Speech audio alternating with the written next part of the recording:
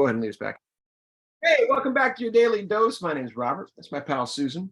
And we were talking last about the effect we have on each other. That's really what this is about, I think, largely. The daily dose, improv in general, storytelling from the hero's journey is all about how we impact and affect each other, sometimes dropping things. Improv.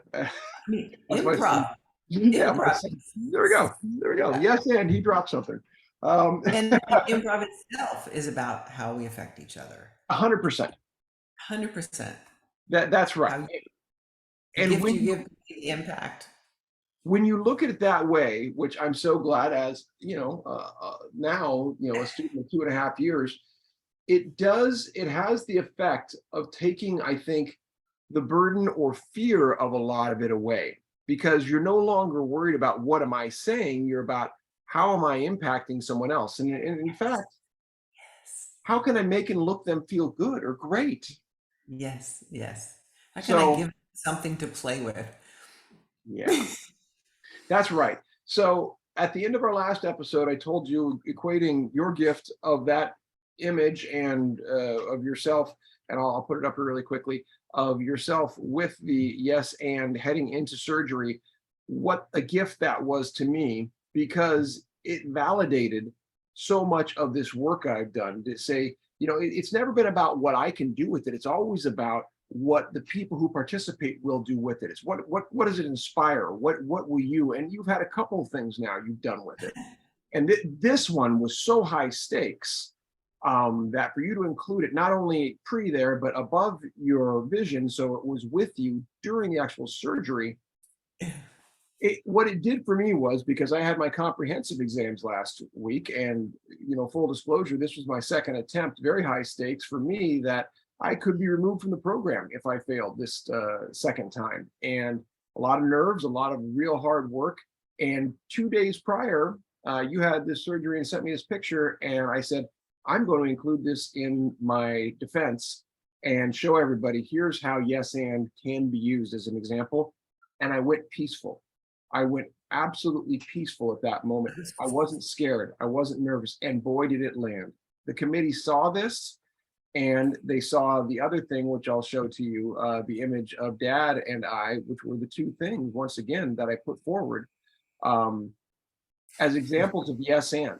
That's Dad and I running the Beta Breakers, and the yes and being, yes, I can't run anymore, and my son can push me in my favorite race. And once again, an example of what's possible with yes and mentality, and how creative it can allow us to be. So again, I just want to make sure you know the value and the volume of this as it continues to unfold, of the gift you've given me. And I want to say thank you. With all my heart, I couldn't be happier. I loved hearing that you went to bed peaceful at night, the night before the exam. I loved that your committee got it the way you got it. And the language that you used with me was, here's this woman putting her life on the line. And where does she go for meditative support and process? Where does she go? Goes to yes and. This is working. It's the depth of penetration. It's the meaning of this. It's not an outside cutesy, fun, distractive, or even physical, nice manifestation, but not practical outside of its, particular intervention. This is something with incredible flexibility in order for it to be used. And I had some of this further discussion with my mentor today, talking about, one of my drives now is really to push both the researchers and the practitioners to start using it. Because if you want to talk about a cure or a better way of intervention or application of things, you need to be creative. Creative doesn't mean, as it's been boxed out, oh, I'm sitting in a room smoking a cigarette and pontificating air. It's a very practical tool and something we all have, and we dismiss it at our peril. Our answers are there for us if we're willing to yes and them. That's how I see it. And break out those outside barriers, redefine them, push them further away, make them disappear. Yeah, to de-silo our worlds. The metaphor or the example of my first failed attempt was, it was a siloed world. I had an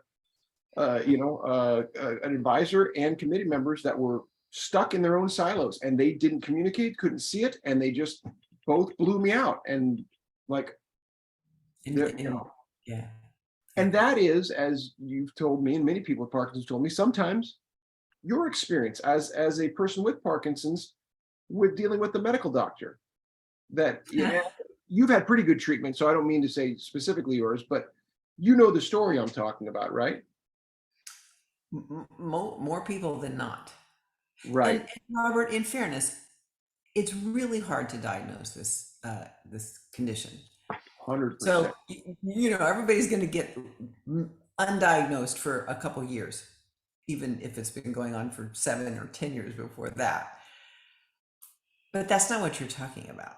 It's not No, that we don't have enough evidence that it's Parkinson's yet. You're talking about any variation of, oh yeah, well, take these pills, call me in 6 months, or very, very difficult to diagnose, as you say, very difficult to treat if we're thinking in a linear manner. I want to talk about that on our next dose. okay.